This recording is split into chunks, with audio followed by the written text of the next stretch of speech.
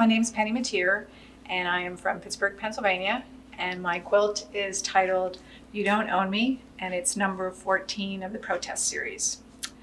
I started the protest series in 2005. It was my response to when we went to war in Afghanistan.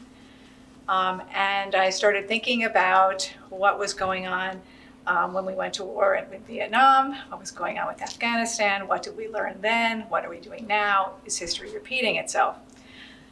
And at that time, protest music was a driving force between a lot of the questions and civil and civic unrest against the war and civil rights, et cetera, et cetera.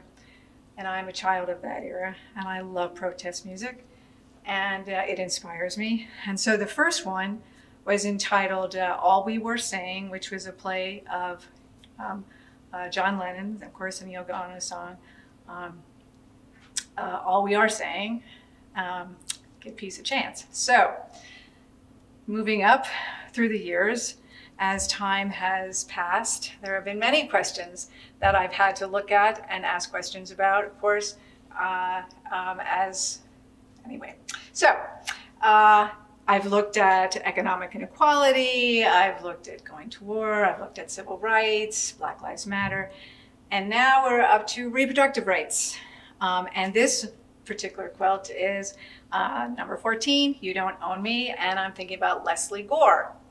So at the time that I was making this quilt, we had just learned that Brett Kavanaugh was, I believe, if he wasn't already if he wasn't at least nominated, he'd already been appointed. I was extremely concerned about what was going to happen with reproductive rights for women. And the symbols that I use in my work are recurring symbols. So that in this particular piece, the symbol that I like to concentrate on is the domestic goddess, which is I use all commercial fabrics. What I like to do is take commercial fabrics and kind of twist their meaning or use them in sort of subversive ways. I'm hoping that people who look at my work and look at my quilts will start thinking about what's going on within them. So they are sort of the roadmap and my vocabulary for the ideas that I try to get across to people, just to promote thought. So the domestic goddess, stop signs you will see in my work when you think about how our government directs us to move throughout society. Vehicles, I kind of use that as a language for how are we being moved about in our society today.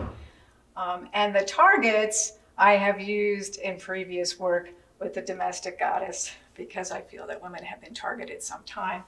So my favorite symbol or fabric that I found of a commercial fabric are the pigs.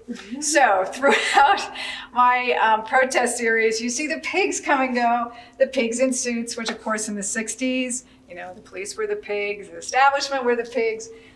Anyway, this is a Joe Boxer fabric, and at the time that I found it, it was on eBay before you could automatically buy anything, and I got into this huge bidding war because I knew that these quilts, or these pigs, would be with a lot of my work for a long time. So the background of it is a pieced background, which is a deliberate choice. Again, it's a recurring theme throughout the protest series, how I use it.